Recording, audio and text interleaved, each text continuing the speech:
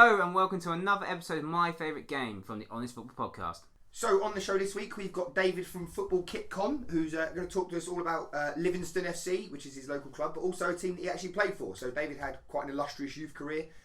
Unfortunately, a few injuries kicked in, which has happened to all three of us, so we can probably relate to that. Deja vu, as I like to call it, Charlie. Deja vu, yes. But yeah, so he's going to talk to us a bit about that, and yeah, about his favourite match. But he's got an incredible event, not just football. It's called Football KitCon, so there's lots of football shirts, lots of games, just a big, massive football sort of geek event. Really, it is fantastic, and he's going to talk to you all about that. So I really hope you enjoyed the episode. And don't forget, if you'd like to be part of this favourite game series, just give us a message at Honest Football 3.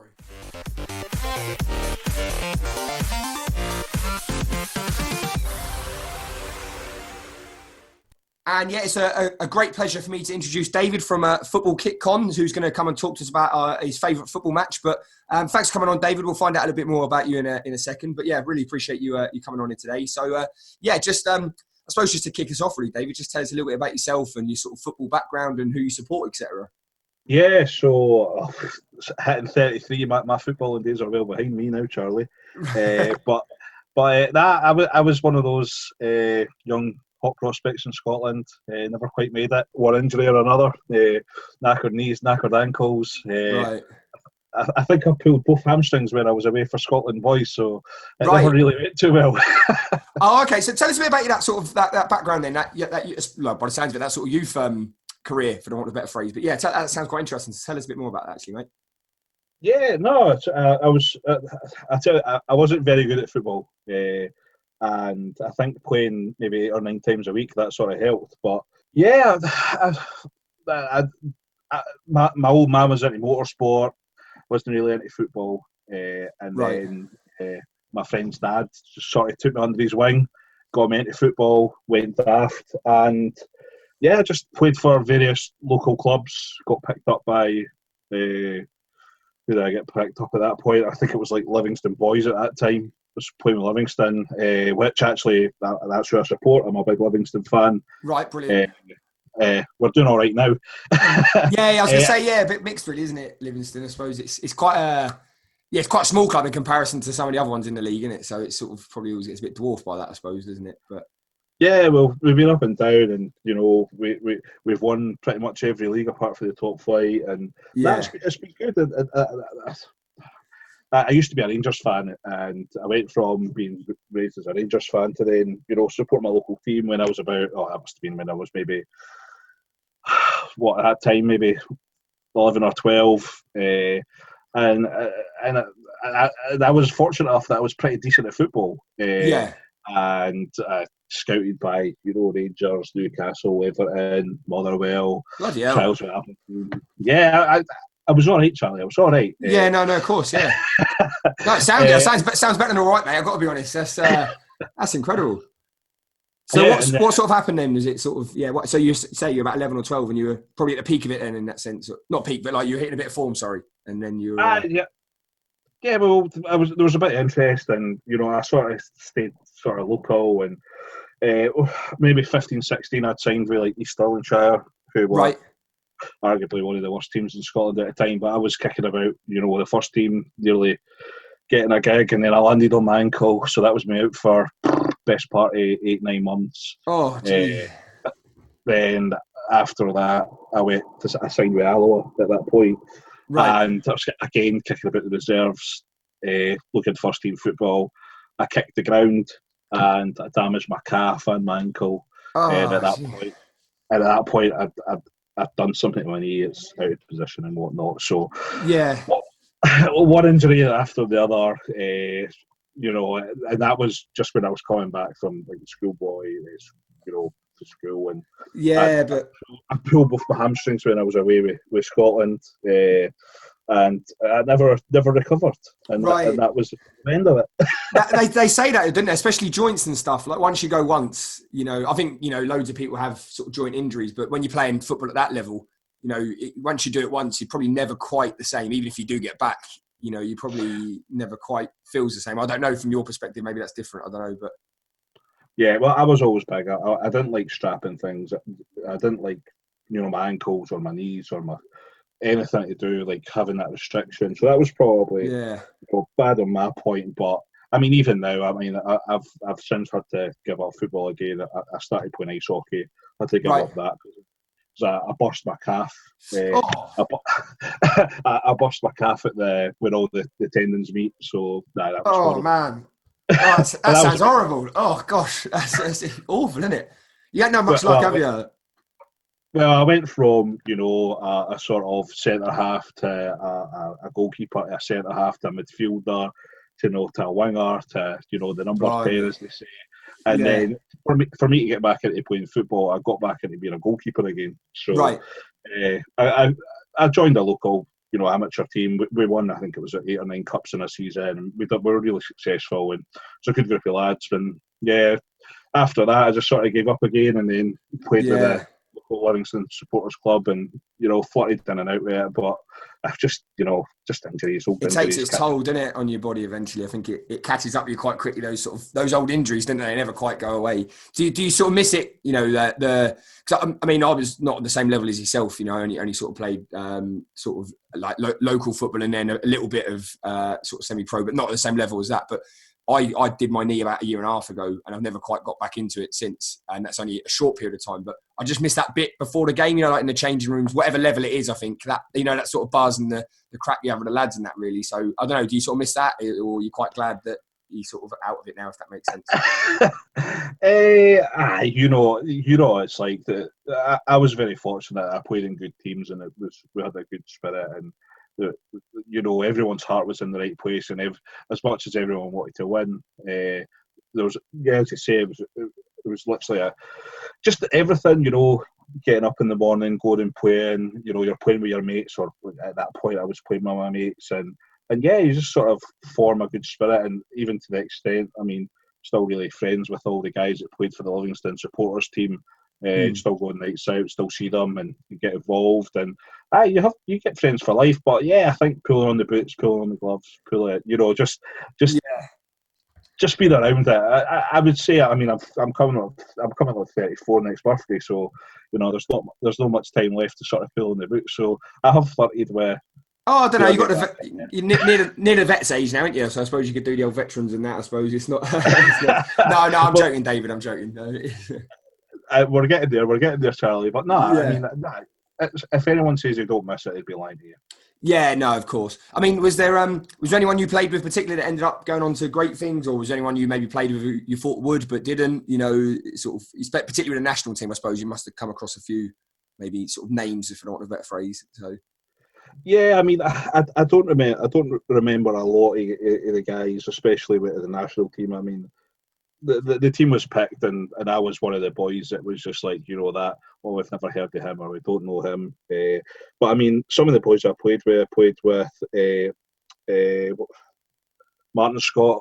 He went on to play with Livingston, Ross County, Hibs.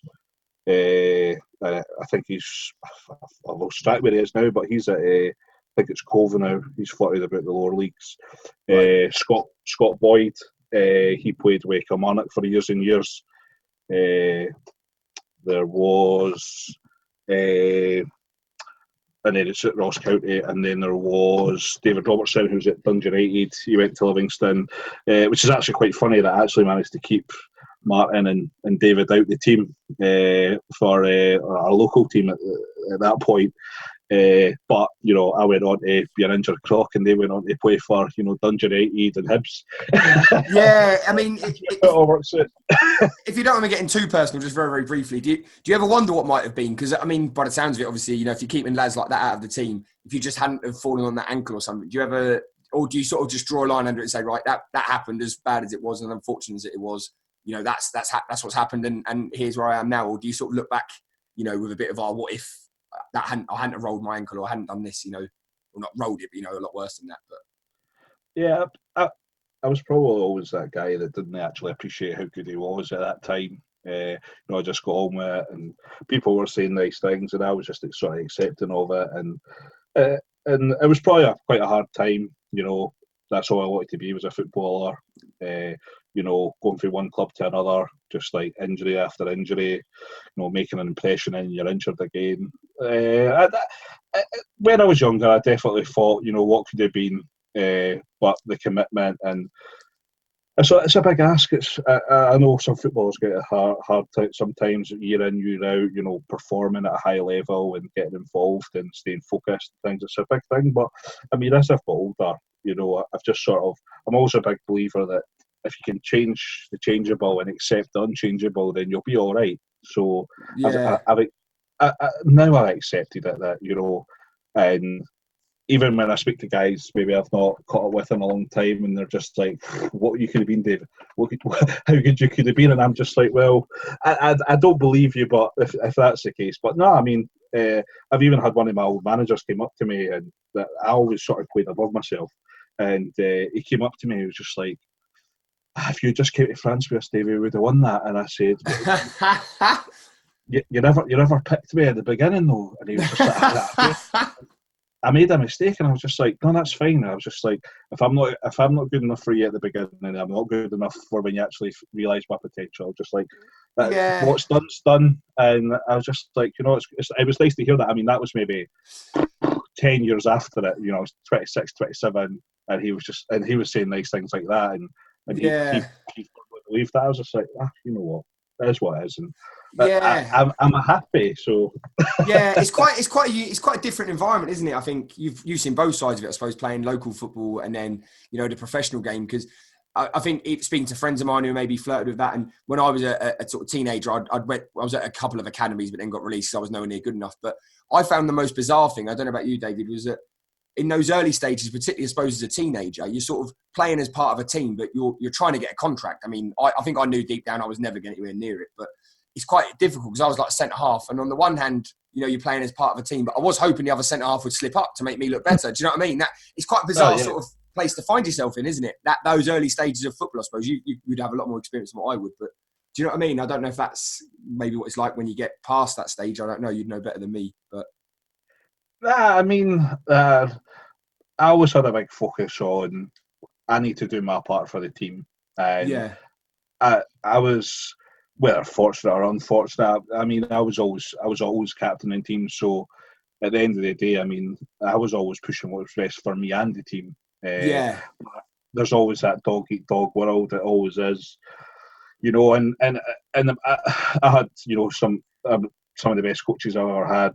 They were always wanting better me, and it wasn't about the team. It was they were pushing me, but.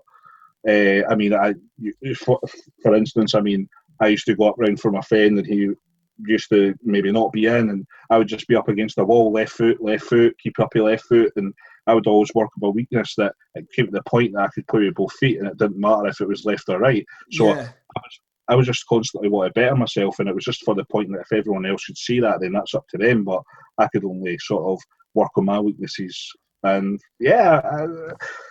everyone, as you say, everyone's different, but I always felt if I was putting in the work, then the rest would take care of itself. And unfortunate for me, that was the case. But I know there's a lot of guys that don't obviously have that opportunity, or you hear it all the time that one thing, or one slip, or one fall, all just comes crashing down. So sometimes it's the right place at the right time, eh?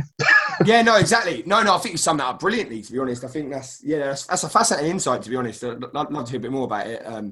But we'll move on to you as David, a Livingston fan. So just really, really quickly talk to us about that sort of, obviously I know you said you sort of maybe, ended up playing for him and stuff, but in more recent times, sort of bit of a, like you say, probably come up the leagues quite well, but that gap from the, once they get into the Premier League, it is quite a big thing, isn't it, in Scotland? That there's still a bit of a disparity, I suppose, between maybe the top 2 or 3 and the rest of the league. I don't know what you think, really. Yeah, I mean, as I say, I was involved with Livingston at a young age, and they're a local team, and even now I still get along as often as I can. Prefer the away games. But I'm a bit of a ground hopper as well, so. Brilliant. So I like to go new places, new grounds, new even cultures. So I do get along to Livingston, and I've got loads of friends there that we still enjoy the big matches. Certainly we go. and I know we're going to touch on later, but we've been trying for the last 25 years to beat Celtic. We get together to organise this event that we're going to talk about later, and we beat them 2-0. And I'm just like, that was the one big game that I missed. Sod's law, isn't it, the way it works? But it is. I think when you follow a club like Livingston, not in a disrespectful way, David, but you sort of, you don't support them for the glory, do you? You know, it is for those sort of moments of whether it's beating a Celtic or a Rangers or, you know, a cup final or something like that. They probably mean so much more because, with all due respect, they're probably not as frequent as what, you know, they are for other clubs, if that makes sense.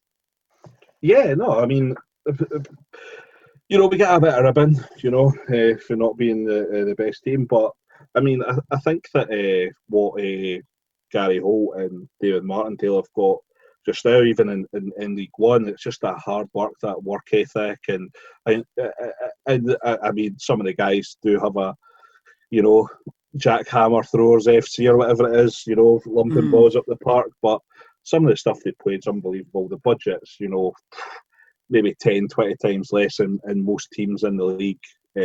And what they don't bring in, you know, high volumes of skill is that work ethic, and that's why they got up to where they are. They're competing. You know, we should have beat St Johnstone. We should have beat Hibs just the other night. We should have maybe drawn with Rangers when they beat us 1-0. We beat Celtic. You know, we go to Motherwell.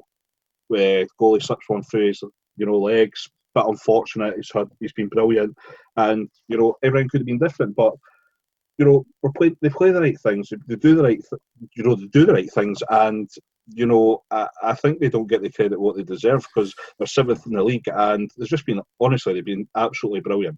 Yeah, no, I actually went. So, a couple of my best friends are Rangers fans, and they'd go up quite often. But you know, I'd just go very, very seldom, and just more to sort of watch the football there, not ground hopping as such. But anyway, I went to Rangers versus Livingston last season. I completely agree with what you're saying. Like the work rate, I think it ended up might have been 2 or 3-0 to Rangers, but it was for 70 minutes. You know, there was nothing between the two sides, and I think it is that hard work and that graft that gets you there. You know, I think it is clubs like that. I think that's what it's about, and it's probably quite indicative of maybe the community that it serves as well. You know, especially smaller clubs. You know, people just want to see players who work hard. When you're talking about teams of that sort of ilk, I think really, where maybe when you get a bit higher up, it's a bit more about the quality. But I think as a fan, maybe of a smaller club, you just want to see lads who are just going to run for 90 minutes, don't you? A lot of the time. Yeah, absolutely, and they put in the hard work, but don't be fooled. I mean, they've got some absolutely amazing talent. Even I mean, I was very negative towards Lyndon Dykes that came on and been absolutely brilliant. I've got to keep giving him a ribbon so he keeps performing, so he keeps making me eat my words. But they've got boys that have came up through the league. They've got Scotty Pittman that came from the non-league and the juniors. They've got Lyndon Dykes that came for the championship. Sybil that came for the championship, and Alan Lithgow again came for a League One side, I think it was. And honestly, they've just created something that's just been absolutely amazing, And they've just got what they've installed in the team is just brilliant, and it's such a shame that the local community doesn't really get behind them. And it's not even Livingston; it's just like everybody, like just going back to the local club and get involved. Whether that's, you know, a smaller SPL side, it's League Two, if it's non-league.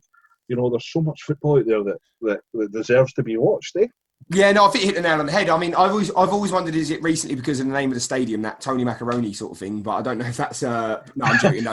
But no, I don't know. I mean, is it being around because it's not too far? I'm only saying this because I think my brother-in-law got married in Livingston. I better check that. But yeah, it's not a million miles from the big cities, you know, like Edinburgh and that. So I don't know. Is that maybe why that some of the support gets swallowed up there rather than a bit further out? I don't know.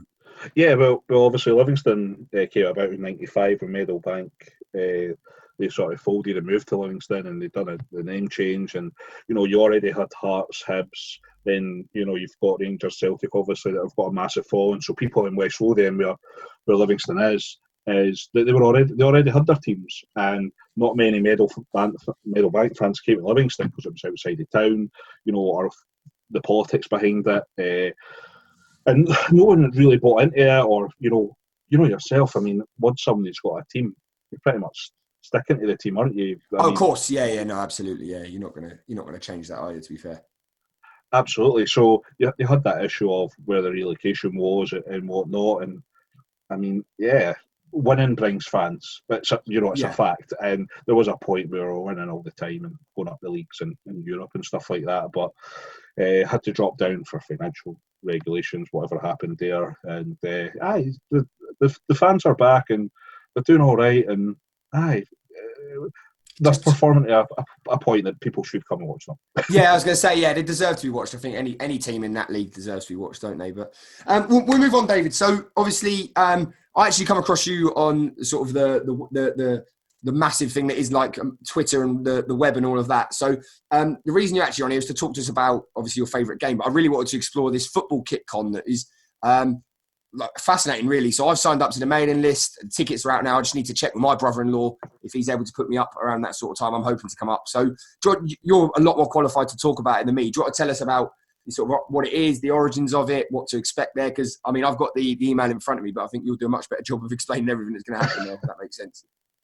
Yeah, no. So I'm partly after Extra Time Sharps, and we brought out a new mystery box, and we're just sort of throwing the idea about, and we said, where could we sell this? And we thought markets, we thought maybe online, and then I stupidly came up with the idea, well, why don't we just create an event that's just all about football shirts? Yeah, no, it makes a lot of sense, because I think it's a massive, recently it feels like there's a massive market for it, isn't there? Like, not market, but people really want to sort of get on board with the whole football shirt collection and all of that sort of thing, don't they, really? Yeah, the football shirt culture is absolutely massive at the moment, and it's just went crazy. And yeah, so we're bouncing about. Is it going to be a Scottish kick on? Is it going to be, is it going to be a football shirt exhibition? What's going to be involved? And we thought, do you know what? Let's just make it something that's never been here before. And I know there's been a couple of shirt exhibitions. There's one in Glasgow last year, and there's been a few down the road. I thought, we've got a lot of contacts, we know a lot of people, and I mean, when we came out of Twitter scene, the community that we've built has just been unbelievable. Everyone's been so supportive. We've had, inundated with, support. It's been great. And I just thought, well, if we're going to make it an event, we can't do any half-arsed effort. Let's be honest. It needs to be done properly. And I thought, let's do this. Let's get it. We'll get exhibitions in. So we've got Hibs, Hearts, Livingston. We've got an international one. We're looking at bringing a Serie A exhibition in. We've got a big collector from Aberdeen coming. Right. With holiday classic shirts. Which we thought, massive displays. We're building them ourselves. It's, as I say, it's all getting done properly. We're holding it at Murray Field on the 29th of March, which tickets are £10 at the moment, but they'll go up to 12. We're going to have football traders there. We've confirmed a lot of traders and a lot of different things. We've got talks going on. We've confirmed a few talks with various things that we're just waiting to hear back from a few people. Just things that have, will it fit in? Will it add value? This event's not for us. It's for the fans. This is something that people have felt have wanted. And on top of the football shirts, we just wanted to put on a massive footballing event that we just literally want 400 folk coming along in their favourite football shirt, swapping tops, looking at jerseys, networking, chilling, and just being part of something that I believe is going to be absolutely massive. Yeah, no, I agree. I think you hit the nail on the head. Sort of, I was going to sort of jump in, but I think you did that in the sense of it's more than just a football shirt exhibition, isn't it? There's so much other stuff going on there, and I think probably even something I've picked up from not just what you've been saying, but even not from what I've been reading, but just what you've been saying. It's about that community, isn't it? Because I think sometimes football, without meaning to, can be slightly divisive, but actually it's the one thing that probably everyone that I know pretty much has in common with me, and probably the same with you. So actually, it's quite good to celebrate that community aspect of it, isn't it? And bringing everyone together rather than sort of being divisive in that sense, I suppose. Yeah, and that's it. I mean, it's the biggest sport in the UK. I mean, arguably the world. And even when we've just seen all the football shirt, accounts that we've got going on. I mean, some of the people that we've got coming, are just incredible. And yeah, as you say, everyone's got it in common. And people are thinking, it's all about you, and I'm just like, no, I'm just facilitating it for everybody. I firmly believe in the idea. We've got, I think on the last mailing list check, we've got over 300 people that have signed up on the back of, pretty much nothing. And we just sort of released a few bits of info on who's potentially going to be here and coming along. We've literally got inundated with traders that are wanting to come along, sell their stuff. We've got the 6-yard box. We've got FC Rickstand. They're going to come and do a live game. All right. Yes. Yeah. They're brilliant. They are. Yeah.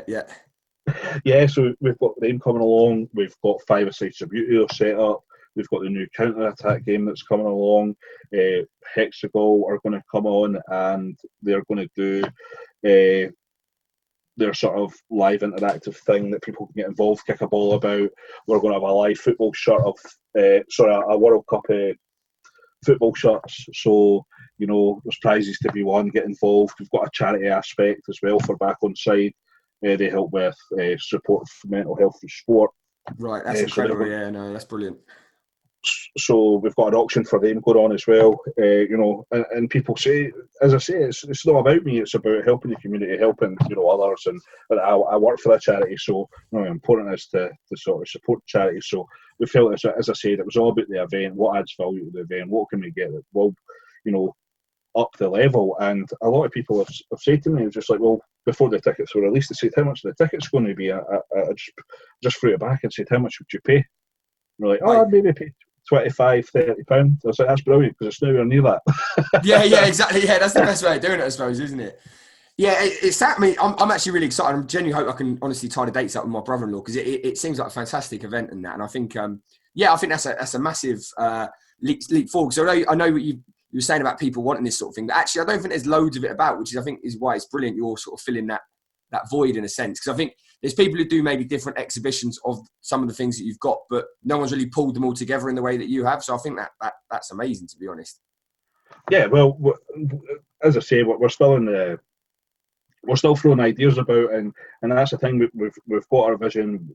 As I say, we've thrown lots of info out there, but it's not finished. We're always thinking what can be better, what can be done better, what's the vision, and I think by the end of it, there's going to be over 400 football shirts on display. So, it's not easy enough. It's going to be like just a small thing. Or, I mean, we've booked out a Murrayfield presidential suite that holds, I think it's 500 people in the presidential suite, and I think there's another 100, 150 potential in the sort of main reception bit as well. But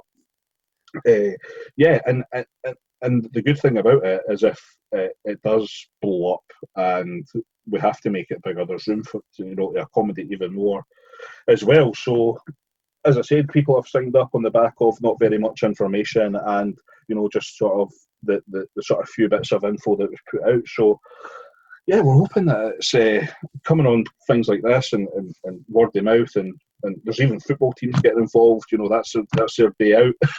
Yeah, no, I think it would be, wouldn't it? It's a great idea, actually, isn't it, to do it like that? But yeah, so David, if people wanted to, anyone who maybe hasn't already, where can they sign up? Where can they follow, the trail we talked about, stuff like a bit of info and that.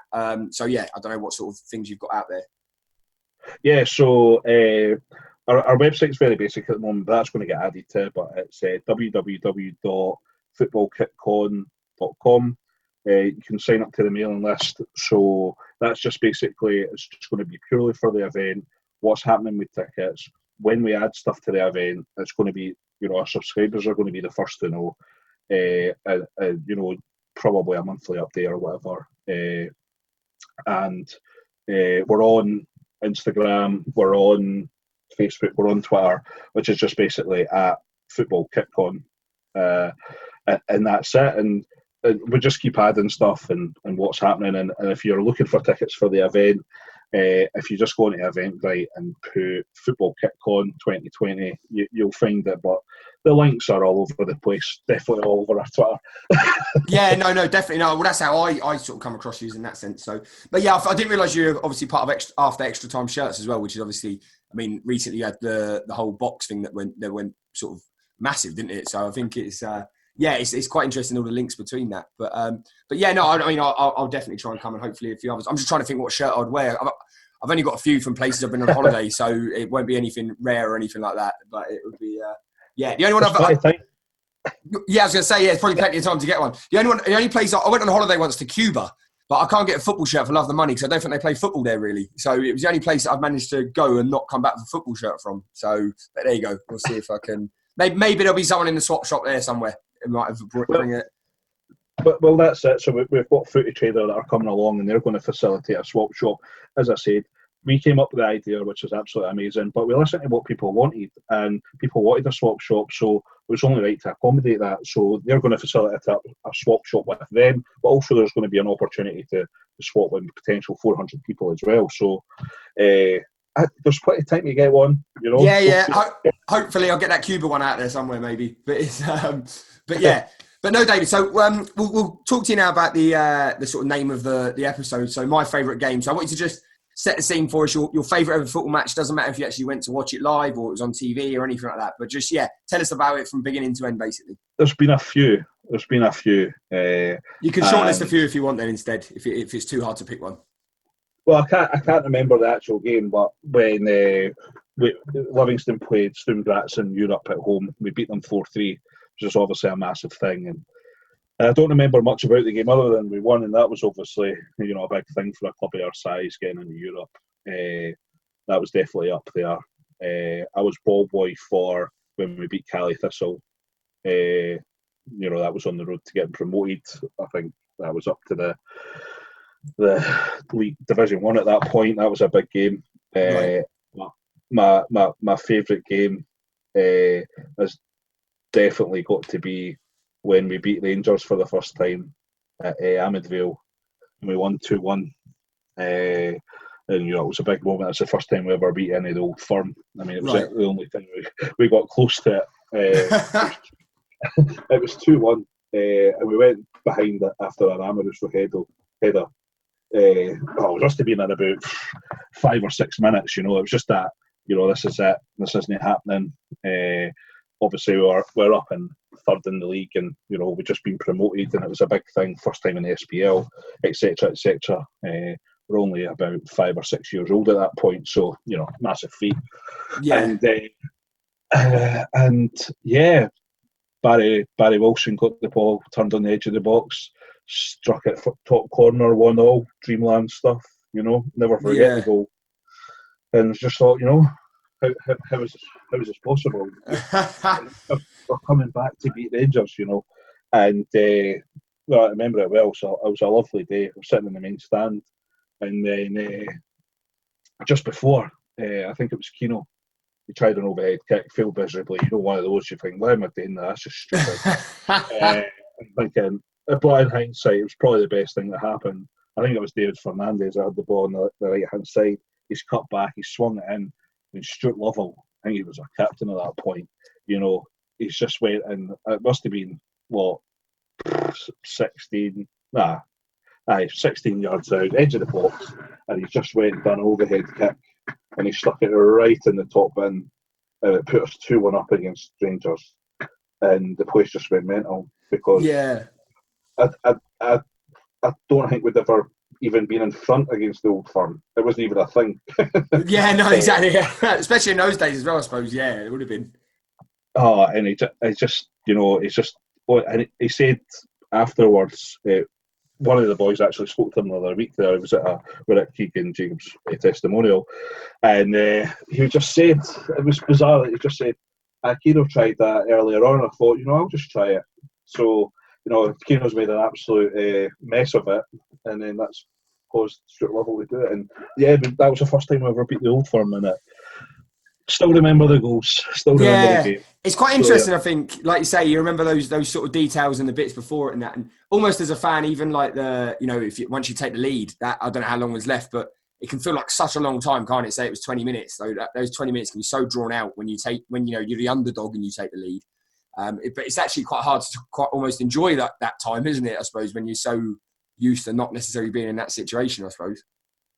It was definitely my best game, but definitely the least I enjoyed. I tell you that. Yeah, exactly. Like, that last whatever it was just felt like an absolute eternity. But do you know what? I mean, we're a small club. I mean, we started a small club, and to beat somebody that's putting in millions and millions of pounds into wages and been around in successful clubs and whatever it is in the world, it's just fantastic. Just I mean, as I said, we just beat Celtic the other week there after 25 years of trying. So it's just it's getting there slowly.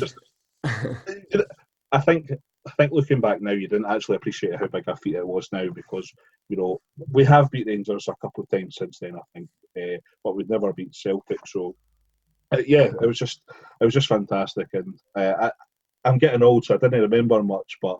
No, that's perfect. No. Do you know what it is? It's more about even doing this series. It's not so much the actual details of the game because nowadays you can watch so much of it back. It's more like what it means to people. So I think you've summed it up perfectly, and also the.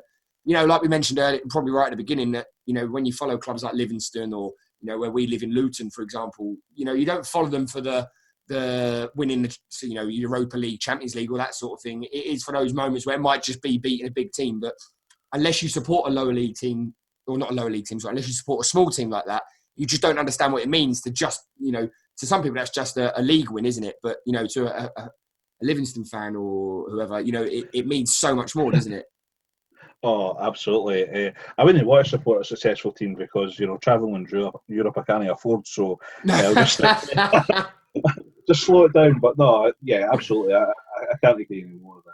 No, David, thank you so much for doing that. Top man, I really appreciate you coming on the show and that. So, just really quickly, I know you mentioned it earlier, but just if anyone wants to get in touch with you or, any of the other Twitter accounts that you run, and obviously the big football kitcom thing, just reel off those really quickly. And then, I appreciate you doing that, mate.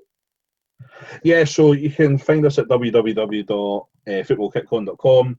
You can find us on Football Kitcon on Twitter, Facebook, Instagram. If you want to look out our football community over at After Extra Time Shirts, it's AET Shirts on Twitter. We're on the Instagram and Facebook as well. But check it out, Google it, Football Kitcon 2020. Tickets are on sale, so get involved if you can. It's the place to be. Cheers, David. Top man. Thanks so much for that, mate.